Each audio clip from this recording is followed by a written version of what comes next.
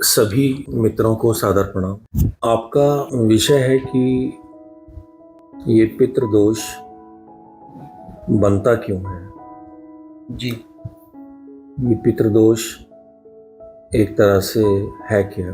मेरा प्रयास होगा कि मैं इस वीडियो में कुछ पितृदोष को समझने से पहले हमें डीएनए का मनोविज्ञान समझना होगा। ये डीएनए होता क्या है। आपने डीएनए को कई बार सुना होगा। डीऑक्सीराइबोस न्यूक्लिक एसिड, ये हमारे यहाँ पाया जाता है, सभी के अंदर पाया जाता है। इसका काम क्या है। इसे ऐसा समझें, ये हमारी एक पहचान है।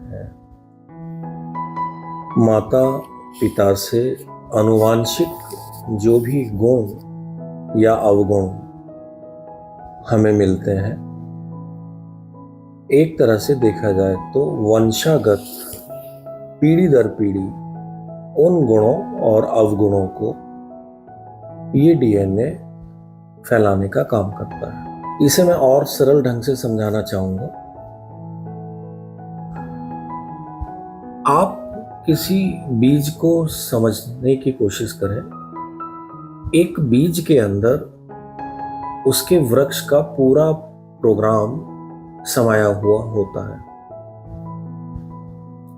ये बीज आम का वृक्ष बनेगा, या ये बीज किसी कांटेदार वृक्ष को लेकर चल रहा है, या इस बीज के अंदर अच्छे अच्छे फूल लगेंगे, फल लगेंगे। ये बीज के अंदर उस वृक्ष की होने की पूरी संभावनाओं का जो प्रोग्राम है वो समाया हुआ होता है। ठीक इसी तरह किसी भी इंसान के अंदर जो उसका डीएनए होता है, वो उसके पूर्वजों की हिस्ट्री समझाता है। वो ये समझाता है कि इसके संस्कार कैसे रहे, इसके पूर्वजों के संस्कार कैसे रहे। वो ये समझाता है कि इसके पूर्वज किस कल्चर में उन्होंने अपने जीवन को यापन किया। D1 एक तरह से जो डीएनए है किसी भी इंसान का, आप ऐसा मानकर चले कि वो उसके संस्कार है। ये उसके संस्कारों से फ्लक्चुएट होता है। ऐसा समझे, मैं जो भी सोचता हूं, मैं जो भी करता हूं, मेरे मन में जो भी कुछ चलता है, मैं अच्छा या बुरा जो भी सोचता हूं, वो सब मेरे डीएनए में समाता है। वो मेरे डीएनए को फ्लक्चुएट करता है, उसके सभी गुणों को वो एडॉप्ट करता है। और फिर यही गुण जब मेरा विवाह हो जाता है तो मेरी संतान में समाहित होता है। मेरी संतान एक तरह से देखा जाए तो मेरे ही डीएनए को लेकर पैदा होती है। आपने देखा होगा कि कुछ बातों को लेकर कभी कभी विवाद हो जाता है, तो जब उसका डीएनए उसके डीएनए से टेस्ट किया जाता है तो पता चलता है कि नहीं, दोनों का डीएनए एक है, इसलिए ये संतान उसी की है। आपने सुना होगा। जी बिल्कुल सुना। वो बात एक अलग है। यहां पर हम बात कर रहे हैं पितृदोष की। पितृदोष एक तरह से देखा जाए तो कुछ इस तरह से समझने जैसी बात है कि आपके डीएनए के अंदर, आपके संस्कारों के अंदर आपके पूर्वजों के संस्कार हैं। पितृ, पितृ यानी कि आपके पूर्वज। दोष यानी कि उन्होंने अपने जीवन में जो भी कुछ गलत किया है, या उन्होंने अपने जीवन में जो भी कुछ अशुभ धारण किया है, वो आपको भी मिला है। ये जब किसी भी बच्चे की जन्म कुंडली को देखा जाता है तो समझ में आता है कि ये जो पितृदोष बन रहा है ये किस ग्रह से बन रहा है और क्यों बन रहा है। ये बात समझ में आई? बिल्कुल आई। अब इसको एक और उदाहरण के साथ हम लेकर चलते हैं। घर परिवार के अंदर जब पुरुष अपनी जिम्मेदारियों को नहीं निभाते हैं, अपनी संतान पर ध्यान नहीं देते हैं, अपने समाज और अपने रास्ते के प्रति जागरूक नहीं होते हैं, एक तरह से देखा जाए तो ये लोग कहीं ना कहीं अपनी मौज मस्ती में ही जीते हैं। ये दोष बन जाता है जो उनकी संतान को झेलना पड़ता है।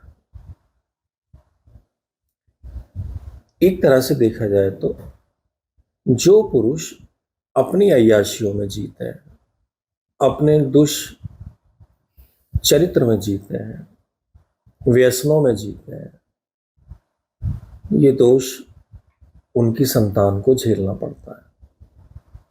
ये संतान दिमाग से कमजोर हो सकती है, ये संतान आंखों से कमजोर हो सकती है, हड्डियों से कमजोर हो सकती है, इनका आत्मबल कमजोर हो सकता है। ये सब चीजें जो मैं बता रहा हूं ये पुरुष के दोषों पर आधारित है, क्योंकि पिता सूर्य है। और जब हम सूर्य की बात करते हैं, आप जब किसी बच्चे का विटामिन डी टेस्ट कराएंगे तो उसका डी अगर कमज़ोर निकल के आ रहा है तो आप ये मान सकते हैं कि कहीं ना कहीं इसको पिता के अवगुणों का इसको ये सब मिला है। मैंने देखा है बहुत छोटे छोटे बच्चों के अंदर उनकी आंखें कमज़ोर हो जाती हैं। एक उम्र में आके तो आंखें सभी की कमज़ोर होती हैं, लेकिन आंखें कमज़ोर हो जाती हैं, अपंग हो जाते हैं, या किसी ये पीढ़ी दर पीढ़ी जो चला आ रहा है दोष, ये आने वाली संतान को मिल जाता है। कभी कभी आने वाली संतान से ज़्यादा उनको मिलता है जो उनके पोते होते हैं।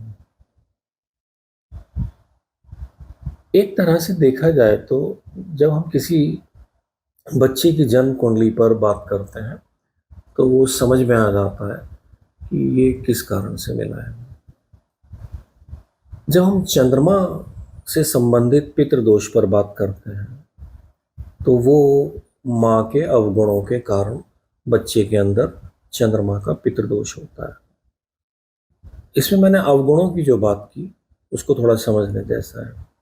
माँ ने अपनी संतान पर ध्यान नहीं दिया। आज की तारीख में बड़ा देखा जाए तो ये जो प्रचलन चला है, और वो प्रचलन है कि आपकी संतान को भी आया पाल, ये कहीं ना कहीं बच्चों की जन्म कुंडली में अगर आप देखेंगे तो चंद्रमा से पितृदोष नजर आए। एक तरह से देखा जाए तो हम जिस मॉडर्न लाइफ को जीने की कोशिश करते, हम सोचते हैं कि नहीं ये सारी चीजें तो सोसाइटी के अंतर्गत आ, कहीं ना कहीं वो सब बातें दोष के रूप में हमारी संतान को या आने वाली संतान को पितृदोष के रूप में झेलनी होती है। अब इसमें समझने वाली बात क्या है उसको थोड़ा समझने जैसा है।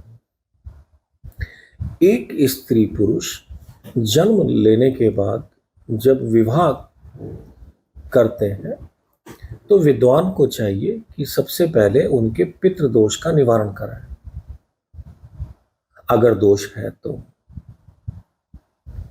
कहने का मेरा मतलब है वरना ये दोष आने वाली संतान में भी आएगा।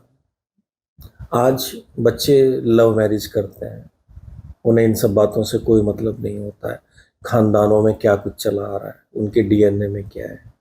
ये बहुत बड़ी समस्या है जिसको थोड़ा सा समझने की आवश्यकता है, जिस कारण से ये दोष बढ़ते चले जाते हैं और समाज पूरा दूषित हो जाता है। जब कोई व्यक्ति विवाह कर रहा होता है, उसने विवाह भी कर लिया होता है, तो संतान से पहले उसे अपने पितृदोषों पर काम करना चाहिए। उसको समझना चाहिए कि हमें जो माता पिता से जो अशुभताएं मिली हैं, इन अशुभताओं को हम कैसे दूर करें। और जब हम उन अशुभताओं को दूर कर लेते हैं तो आने वाली संतान पितृदोष रहित होगी, उसको कोई दोष नहीं लगेगा।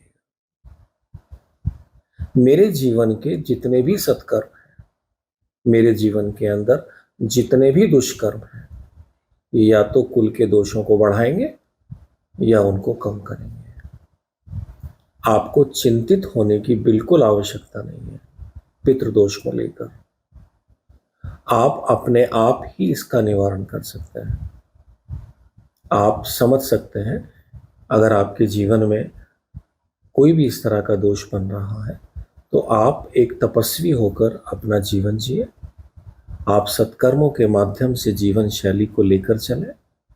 आप अपने मनोबल को कैसे बढ़ा सकते हैं उस पर काम करें, अपने आत्मबल को बढ़ाएं।